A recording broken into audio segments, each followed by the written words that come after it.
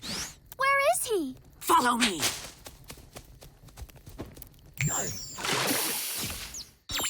He regained his instincts and could turn into animals again.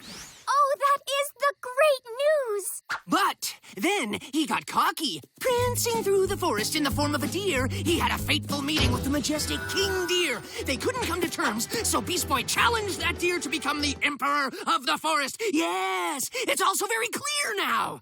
I do not understand. Where is the Beast Boy now? This is Beast Boy.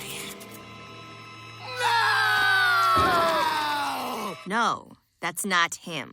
Poor Beast Boy. You could never be Emperor of the Forest. Couldn't you see that? Why? Why did you challenge King Deer for his throne? Why? Why? He was just a boy!